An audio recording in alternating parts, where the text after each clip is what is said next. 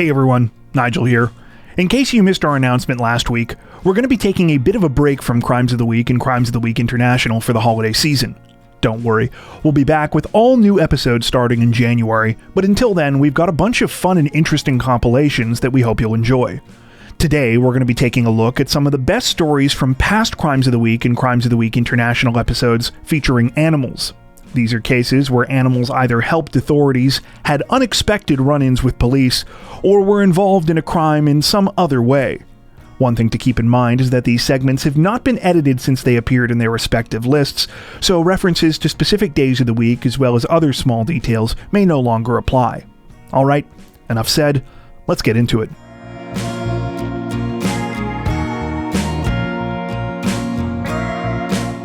Though this story is definitely more crime-adjacent than a true crime story strictly speaking, we decided to include it on this week's list because we thought you would find it as interesting as we did, as well as to add a tiny bit of levity to an otherwise serious week of crime stories. Authorities in Union County, Georgia, are urging residents to double-check before calling 911 this week, as they have recently received numerous calls about home and car alarms that have turned out to be nothing more than cicadas. It turns out that trillions of the insects, known as Brood X cicadas, have recently emerged from the ground and traveled to Georgia for mating season. It's a cycle that happens every 17 years, lasting from mid-May roughly until the end of June. The cicadas apparently make a variety of sounds, some of which can be mistaken for a home security or car alarm system.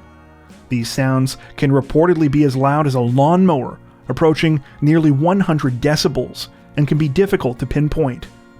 Though this high level of noise can be hard to ignore, thankfully, there's nothing to fear, as the insects do not bite or sting, and are not a serious threat to agriculture.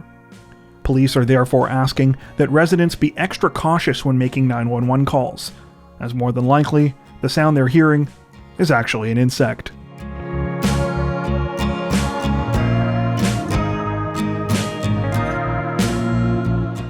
Authorities in Raleigh, North Carolina announced that a young man is facing 40 misdemeanor charges this week, just a few days after a venomous snake he owned was captured loose near his home.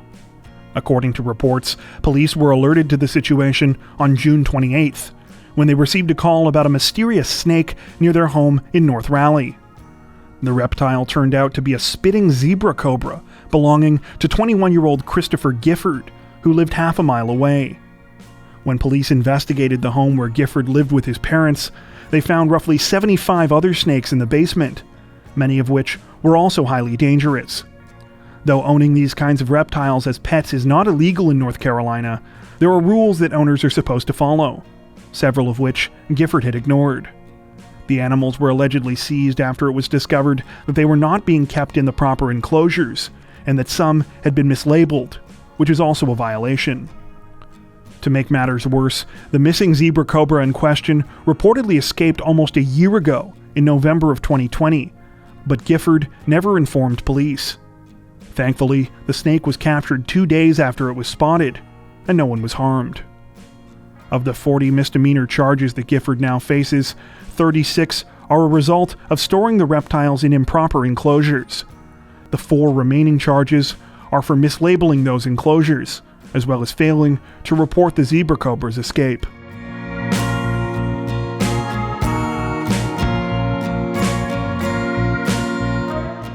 Authorities in Oconee County, South Carolina say that a 31-year-old man is in custody this week after he allegedly stole a horse and took it to his father's house. The incident began on August 9th when a witness spotted Gary Cobble Jr. riding the horse down a road in the community of Mountain Rest before walking it inside the residence. After the bizarre sighting was reported to police, deputies contacted Cobble's father, who told them that his son was not supposed to be there. The father met authorities at his house, and upon entering they immediately noticed horse feces in the living room. A quick search of the residence revealed both Coble and the stolen horse hiding in a bedroom. According to reports, aside from a small cut on one of the horse's front legs, the animal was unharmed and was calm at the time police found it. Coble was taken into custody on charges of stealing livestock. At the time of his arrest, police said that he also had numerous other warrants out for recent unrelated burglaries and thefts in the area. He is currently being held at the Oconee County Detention Center.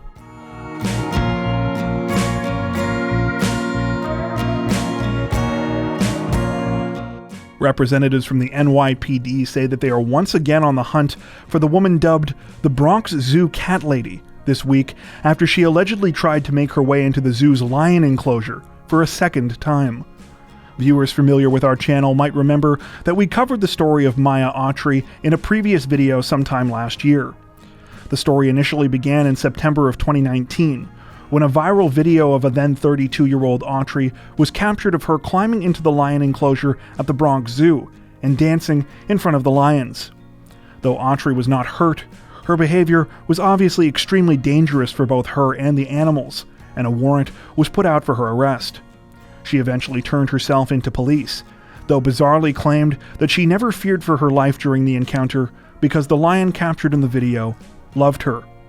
Though Autry ended up pleading guilty to criminal trespassing charges, she managed to avoid jail time by promising to stay away from the zoo.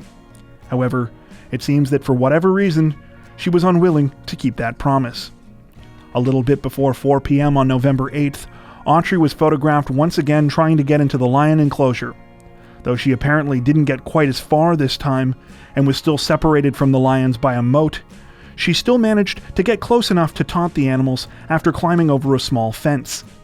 Dressed in a blonde wig, a low-cut party dress, white stockings, and a leopard print shawl, Autry was heard shouting, "King, I love you. I came back for you."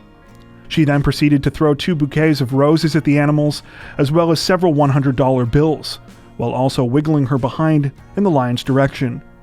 By the time authorities arrived, Autry was gone. Police have since released images of the bizarre stunt and say that they are hoping someone who knows Autry can help them to track her down. Anyone with information regarding her whereabouts is encouraged to contact the NYPD or to call Crime Stoppers.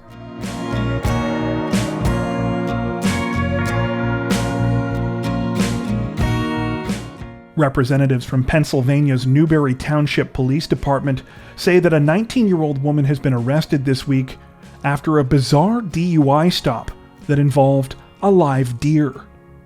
According to reports, the incident began sometime around midnight on January 6th, when officers pulled over the 19-year-old suspect somewhere in York County, believing that she might be under the influence of drugs or alcohol.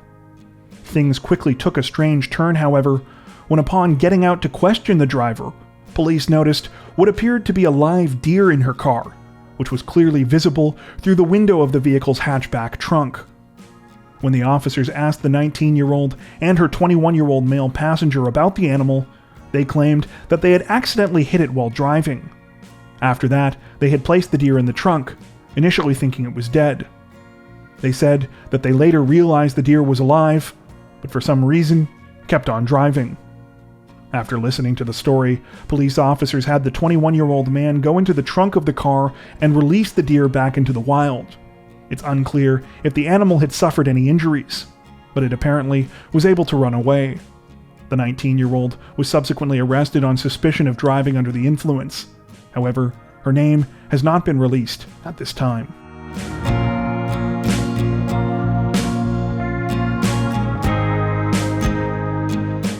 Representatives from the Massachusetts State Police say that they have arrested and charged a 24-year-old man this week after he was allegedly caught trying to get into a tiger enclosure at a Boston zoo.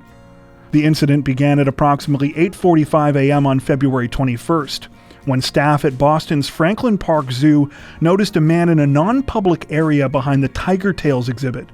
The exhibit is home to Anala, a Bengal tiger mix.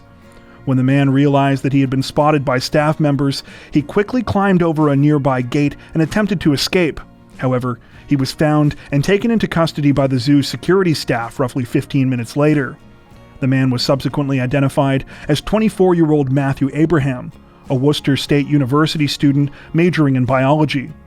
Following Abraham's arrest, he reportedly made a number of bizarre statements to police, the first of which was that he had committed the crime because he was, quote, very interested in tigers. He also claimed that he didn't know that he had to pay admission to the zoo because it was winter, and thought that he was simply allowed to view the exhibit. According to zoo officials, this could not possibly be true. While Abraham did not make it into the actual enclosure where the tiger is kept, they say that he still would have had to climb multiple fences and ignore several signs telling him that he was trespassing to get where he was spotted. In subsequent interviews with the media, Abraham reportedly claimed that he didn't mean to harm anyone, including himself or the tiger, going on to say that he just wanted to see how a tiger would react to a human being. He also said that he wanted to get close enough to see into the tiger's eyes, saying, quote, "They say it's something called the eye of the tiger. They say the eye of the tiger is the most dangerous thing you'll ever see in your whole life. They say that the soul is visible through the eye." What this means is anyone's guess, although the stunt reportedly earned Abraham charges of trespassing and disorderly conduct. If you're a regular viewer of our Crimes of the Week series, you'll probably know that Abraham is just the latest in a growing number of people who have gotten into trouble for trying to illegally get into animal enclosures at zoos across the United States. Maybe he can get together in the future and compare notes with the El Paso Zoo monkey woman or the notorious Bronx Zoo cat lady.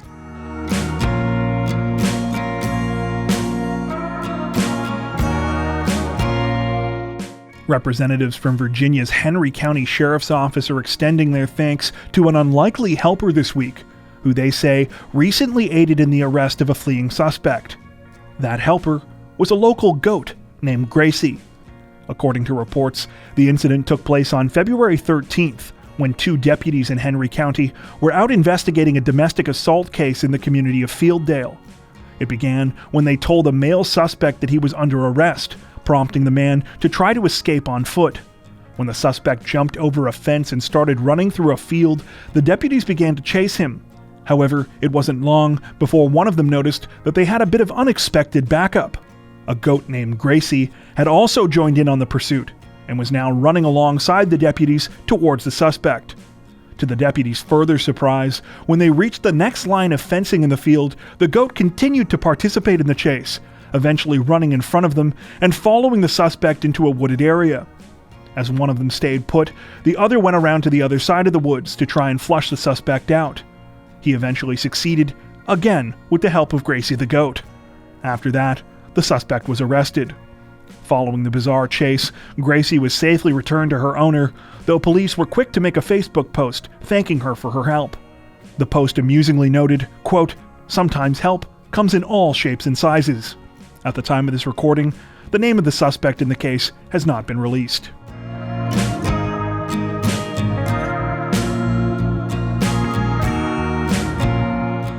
Authorities in Oklahoma's Nowata County say that a 23-year-old man quite literally got himself in shit this week after he led police on a chase that ended with him hiding in a pile of cow manure.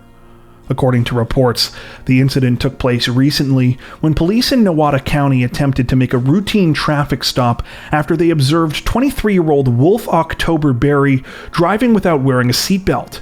However, instead of stopping, Berry sped off, leading police on a chase. The pursuit lasted for a short time and took officers down a country road, until finally Berry crashed his vehicle and continued to flee on foot. Though the 23-year-old initially managed to get away, this was reportedly short-lived and came at a rather gross price. When Berry was finally found several hours later, officers discovered that he had been hiding in a pile of cow manure. When police conducted a search of Berry's vehicle, they learned why he had apparently been so eager to escape. A loaded gun was found in his truck, along with stolen property Berry allegedly acquired by burglarizing two nearby properties. The 23-year-old was arrested and has since been charged with eluding police, running a roadblock, possession of stolen property over $1,000, and possession of a firearm in commission of a felony. His bond has been set at $25,000.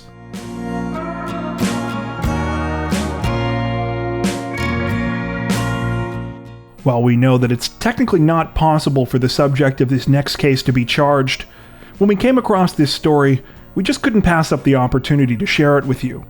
Also, you've got to admit, the little guy's actions were arguably criminal. Authorities in the Brazilian department of Piauí say that they have captured quite the unexpected troublemaker this week, after he was witnessed burglarizing multiple homes and brandishing a knife at his victims. The suspect in question is a capuchin monkey. According to reports, for more than a week, residents of the municipality of Corrente were both amused and terrorized by the monkey, who they nicknamed Chico. After setting up a home for himself in an empty lot in a shopping center, Chico allegedly decided to spruce up the place with items that he took from local homes. During this time, he stole clothes, cookies, soap powder, basically whatever he could get his hands on. While this in and of itself probably wouldn't have been so bad, the fact that Chico carried a knife the whole time made things a little too unnerving for some residents. This wasn't helped by the fact that Chico apparently had a bad habit of banging the knife against the roofs of people's houses, and at some points was even reportedly spotted rubbing the blade against the stone walls of buildings as if he was sharpening it. In any case, after enough concerned citizens reported Chico to police, eventually a wildlife conservation organization was brought in and he was captured. While we said that Chico definitely wasn't going to be charged for his quote-unquote crimes, it turns out that he will be spending some time in what amounts to monkey jail. According to the organization that captured Chico, he will spend at least the next little while with the group of about 10 or other primates of his species under close supervision, until such a time that he can be rehabilitated and unlearn the violent behaviors he picked up while living outside of his natural habitat. It sounds like Chico has got a long road ahead of him, but we're definitely rooting for him.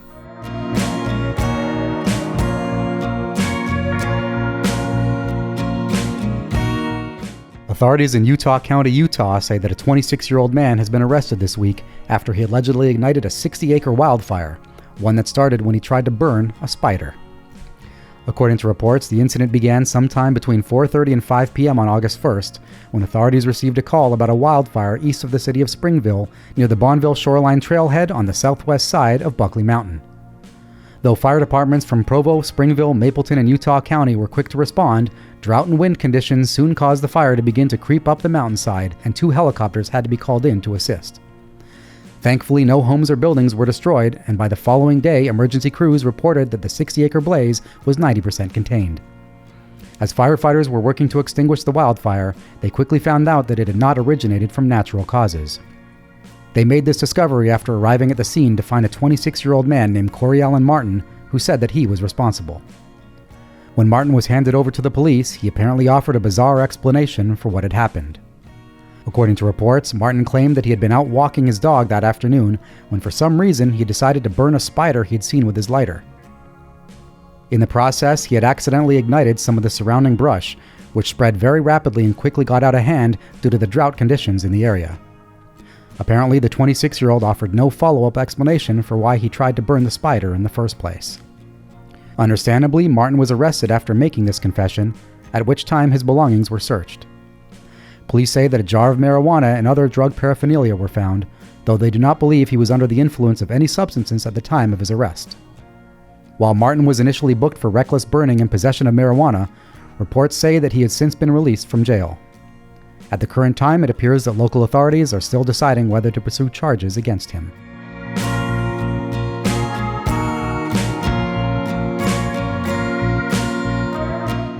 Authorities in Spokane County, Washington say that a suspected burglar was on the receiving end of a double dose of instant karma this week when he was not only caught by police at the scene of a crime, but also sprayed by a skunk.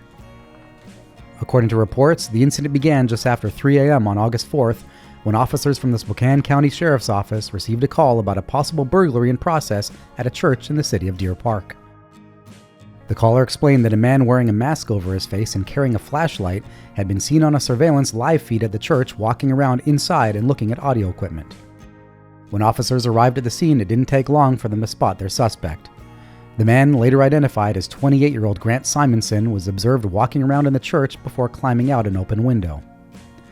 When police announced their presence, Simonson was reportedly cooperative and responded to commands to show his hands and get down on the ground. It turned out to be extremely bad timing, as at exactly that moment a skunk reportedly ran out from a corner, sprayed Simonson, and then took off. The 28-year-old was then placed under arrest. After being taken into custody, Simonson reportedly attempted to explain his presence in the church that morning. He said that he had been wide awake and bored, so he decided to go on a bike ride. When he discovered an open window at the church, he said he removed the screen from it to get inside because he was, quote, curious.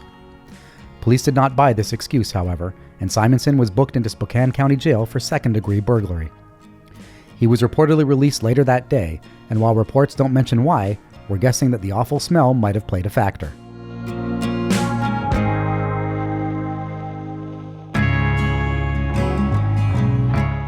Though we've covered plenty of cases in the past where people have been arrested or even charged for abusing the 911 emergency system, representatives from California's San Luis Obispo County Sheriff's Office say that the culprit behind one such call will be getting off without so much as a warning this week. Don't worry though, there's a perfectly reasonable explanation as to why. According to reports, the incident began sometime on the evening of August 13th, when dispatchers received a 911 call from a cell phone in the Paso Robles area. Upon answering, there was nothing but silence coming from the other end, and soon the call was disconnected. Despite repeated attempts by dispatchers to get back in contact with the caller, subsequent calls and text messages went unanswered.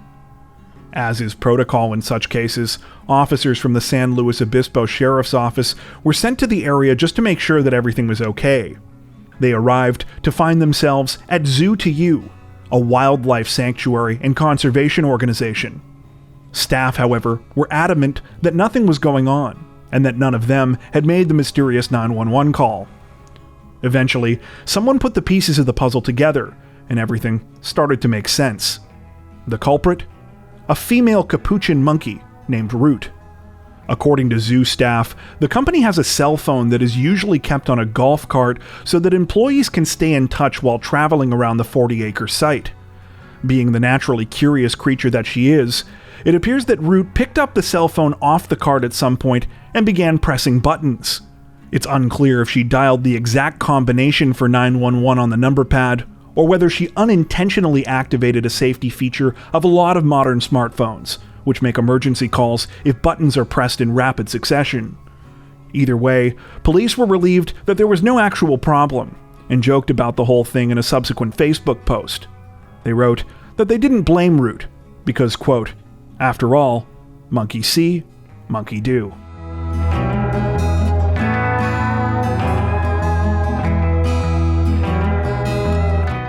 Though this next story is more crime adjacent than a crime story strictly speaking, we decided to include it on this week's list because we thought you all would get a kick out of it, and because sometimes it's nice to include a bit of comic relief in an otherwise heavy week.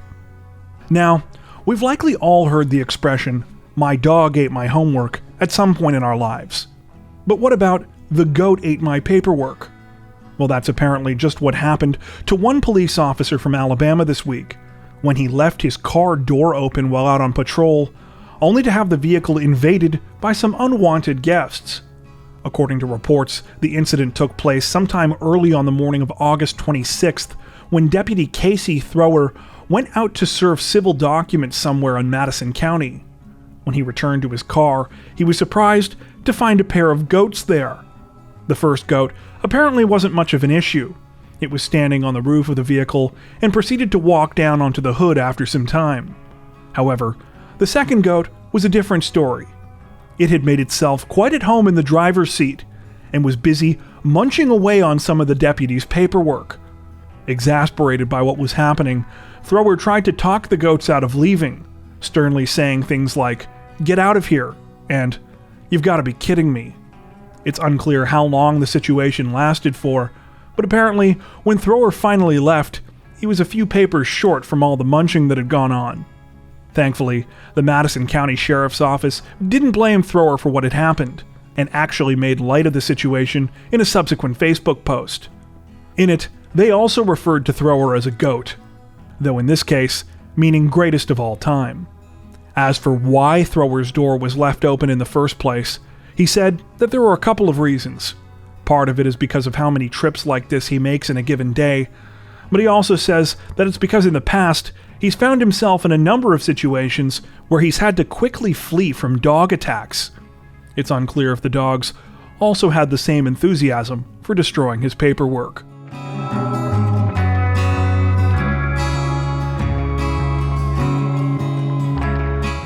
Representatives from the United States Attorney's Office for the Northern District of New York say that a 36-year-old Queens man is looking at some serious consequences this week after he was accused of attempting to smuggle a trio of pythons into the country more than 4 years ago. According to reports, on July 15, 2018, 36-year-old Calvin Batista boarded a bus traveling into northern New York from Quebec at the Champlain port of entry. Authorities allege that before the trip, Batista had shoved 3 Burmese pythons down his pants, which he intended to smuggle into the United States. While reports do not provide many further details about the bizarre python in the pants incident, including whether Batista was caught during the trip or later on, it said that federal smuggling charges have now been brought against him. Though the crime certainly sounds silly, apparently the consequences Batista is now facing are anything but a joke. Not only are Burmese pythons regulated by an international treaty and federal regulations which categorize them as, quote, injurious to human beings, but the snakes are also considered an invasive species in Florida. According to reports, if convicted on the smuggling charges, Batista could be looking at up to 20 years in prison and a $250,000 fine.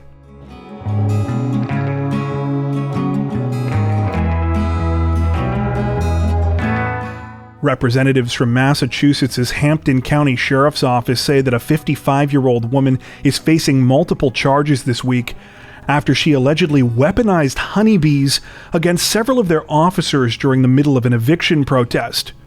According to reports, the incident began on the morning of October 12th when members of the Hampton County Sheriff's Office went to a property in Longmeadow to serve eviction papers to a man named Alton King Jr., who reportedly owes $1.3 million on his $1.5 million 22-room home. However, when police arrived at the scene, they were met by protesters who said that they were trying to prevent a wrongful eviction, claiming that King had obtained a bankruptcy stay that would temporarily stop the repossession of his home.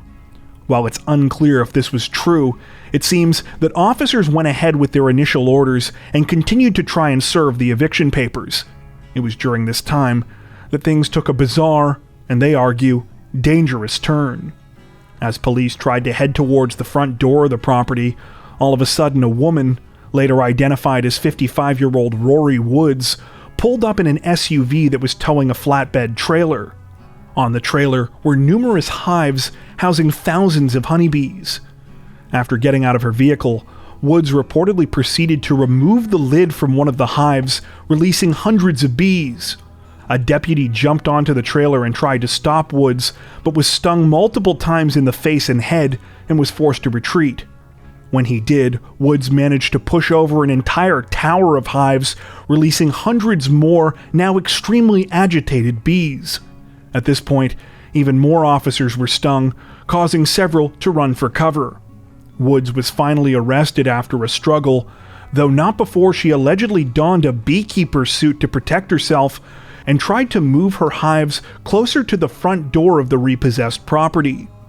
According to representatives from the sheriff's office, at least 3 of their officers who were stung were allergic to bees, with one needing to be hospitalized due to their injuries. When Woods was informed about this following her arrest, she allegedly replied, quote, "Oh, you're allergic? Good." Woods has now been charged with assault and battery with a dangerous weapon and disorderly conduct. While the hospitalized officer was ultimately okay, in a later interview, Hampton County Sheriff Nicholas Cochee criticized Woods' actions, saying, quote, "Luckily he was all right, or she could be facing manslaughter charges. I support people's right to protest peacefully, but when you cross the line and put my staff and the public in danger, I promise you will be arrested."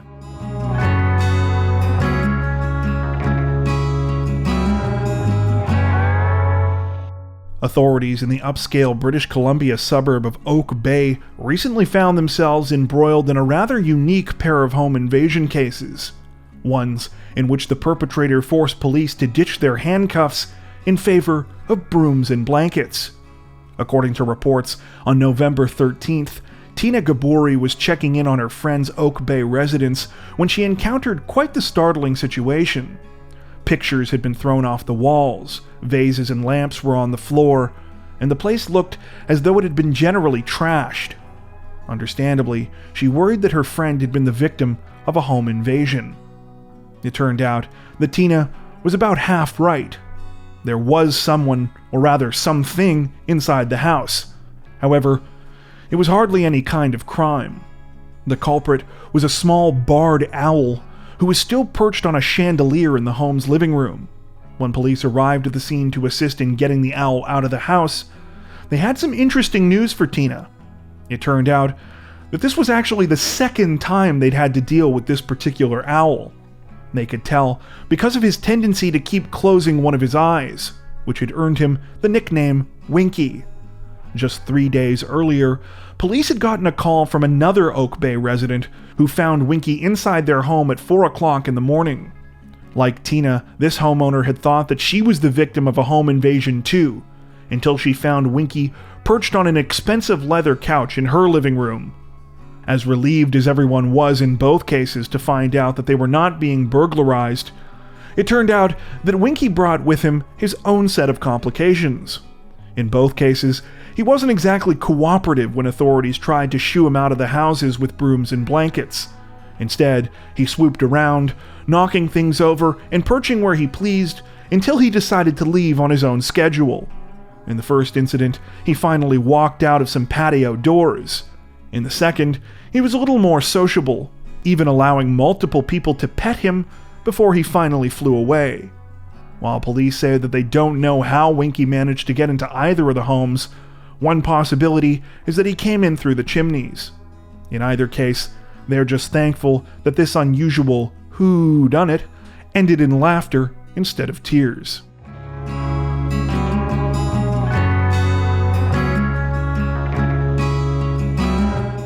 Authorities in Kilgore, Texas say that they have tracked down a driver who recklessly struck 2 cars in a local parking lot this week, but that the culprit won't be facing any charges. Not only that, they say that most of the time, he's a very good boy. According to reports, the situation took place recently in the parking lot of a local Walmart when a pickup truck drove directly into 2 other vehicles at a slow rate of speed. One of the victims tried to get out of the way, but was unable to avoid the crash. It's hard to blame them, though, because they were probably more preoccupied with the vehicle's driver, a small, unsupervised dog. Police aren't exactly sure what happened, but they say that they have an idea of how things played out. After being left alone by his owners in the vehicle, they suspect that the dog got antsy and started bouncing around in the truck's cabin. The vehicle had reportedly sustained some previous damage to its steering column, and they theorized that the dog must have accidentally put the vehicle in drive. They say that because the dog was wearing a leash, this might also have gotten caught on the emergency brake, releasing it. While we may never know exactly what happened, thankfully, no one was injured as a result of the bizarre accident. We're just lucky a witness actually saw it happen, or else no one might ever have believed it.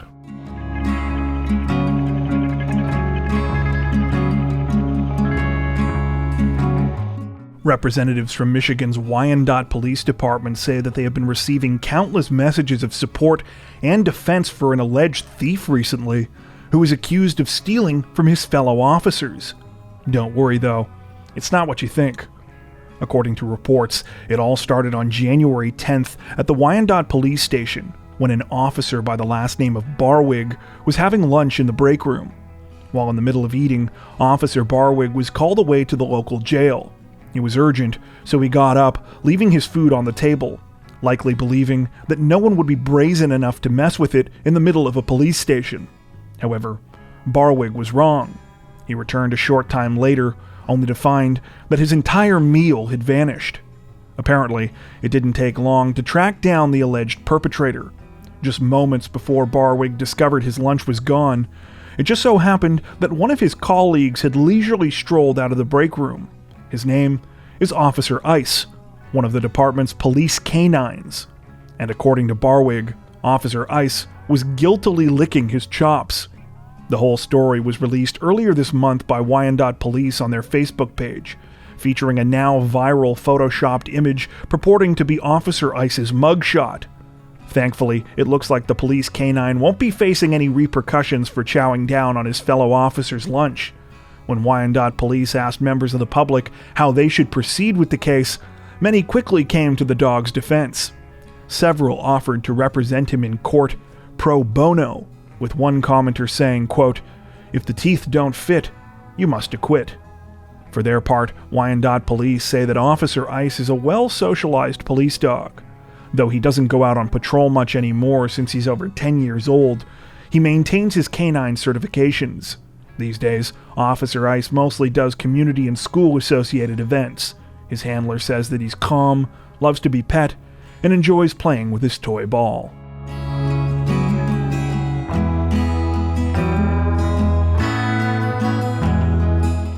Authorities in Bay County, Michigan say that they got quite the bizarre break-and-enter call this week when they were called by a local family, only to find quite the unusual culprit at the scene.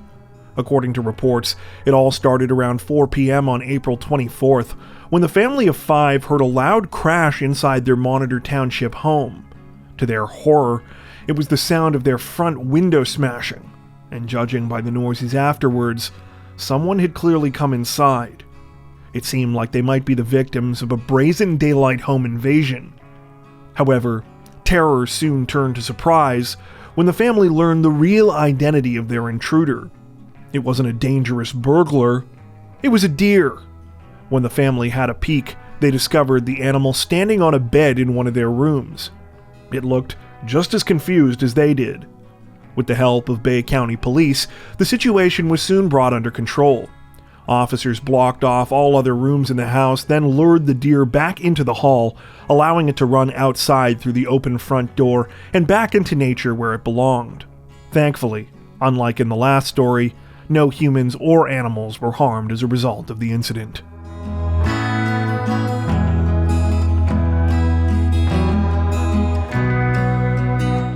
Representatives from North Carolina's Boone Police Department extended their gratitude to an unlikely group of crime fighters this week after they say that they were instrumental in helping them to find and arrest a fleeing suspect.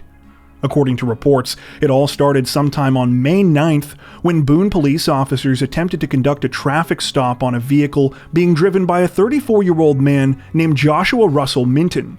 However, instead of pulling over, Minton allegedly drove off, leading police on a chase. The pursuit continued until Minton abandoned his vehicle and fled on foot near the intersection of U.S. Highways 421 and 221 in an undeveloped area of the community of Deep Gap. Because the 34-year-old had been driving quickly and recklessly, he was apparently quite far ahead of police when he took off running. So much so that officers didn't get a good look at which direction he had headed, making them initially think that they had lost him. Unfortunately for the 34-year-old, though, his luck soon ran out when an unlikely group came to the aid of police. This group was none other than a herd of cows, who were more than happy to lead officers right to the place in their pasture where Minton was hiding. He was placed under arrest and subsequently charged with felony fleeing/eluding arrest with a motor vehicle, driving with a revoked license, and disorderly conduct. In a Facebook post announcing the bizarre arrest, Boone police jokingly weighed the pros and cons of adding cows to the force full-time, writing in part, quote, "As we examine the obvious next steps of incorporating a bovine tracking unit into our department's law enforcement capabilities, there are many factors that we will have to consider. How adaptable are cows to a variety of police work, or can they just find hiding suspects? Are cows more cost-effective than canine units? How will we transport cows to the scenes, and is this compatible with the town's sustainability goals in terms of types of vehicles needed? And obviously, there are methane issues."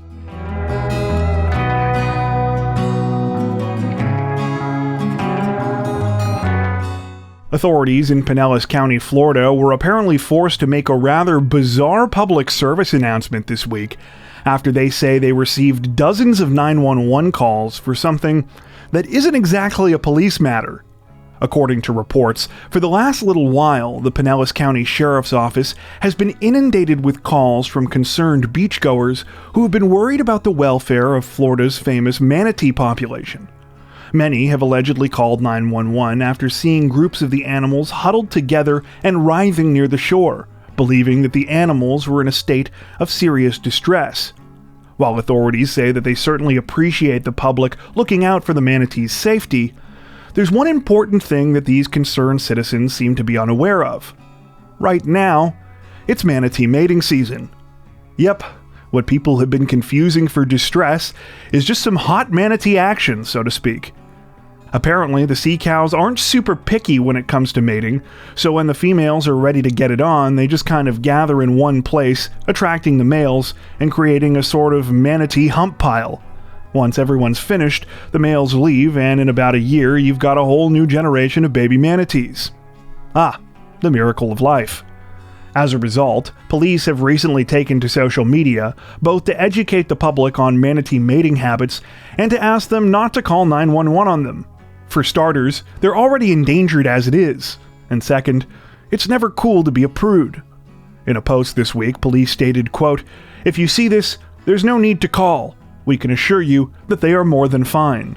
They did remind the public, though, that interfering with or disturbing the animals is illegal and can result in jail time and fines of up to $100,000. Police recommend watching from a distance to appreciate the manatees. You know, if that's your sort of thing.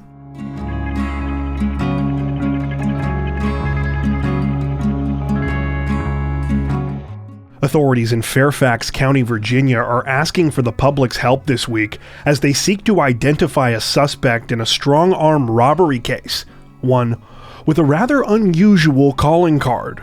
According to reports, the situation began at around 8 a.m. on the morning of August 22nd, when the suspect robbed a man at a McDonald's location in the Seven Corners area of Fairfax County. After pulling out a knife, the suspect was able to force the victim to hand over an undisclosed sum of money before taking off in a blue Ford SUV. While the robbery itself wasn't all that unusual, what caught the attention of the victims and witnesses alike was the robber's strange appearance. In addition to wearing a patterned shirt and a black cowboy hat, he was accompanied by 3 colorful birds, one of which was perched on his shoulder, the other 2 which sat on his hat. Images and video of the so-called Bird Bandit, as he has now been dubbed, were later recovered from a nearby 7-Eleven convenience store. Authorities are now hoping that by circulating these, a member of the public might be able to help them make an identification. The suspect has been further described as a Hispanic male who is believed to be in his late 20s or early 30s. Anyone with information about the man is encouraged to reach out to Fairfax County Police. Before we wrap up, we'd like to take a second to give a huge shout out to everyone who has made it this far into the video. Seriously, thank you so much for watching. If you found today's upload interesting and informative, we'd be honored if you consider liking and subscribing, as well as hitting the notification bell and selecting all notifications to stay up to date with our latest releases. If you're looking for additional ways to help support the channel, we'd love to have you join us over on Patreon. Patrons get ad-free and early access to all of our content, as well as 4 additional stories per week for each of our Crimes of the Week and Crimes of the Week International videos. You can learn more at patreon.com/crimezone, where you'll also find some of the fine folks whose names are currently on screen. All that being said, we understand that not everyone has the means to support financially, and that's totally okay. We appreciate every like, sub, share, and comment that you send our way. Once again, thanks so much, everyone, and take care.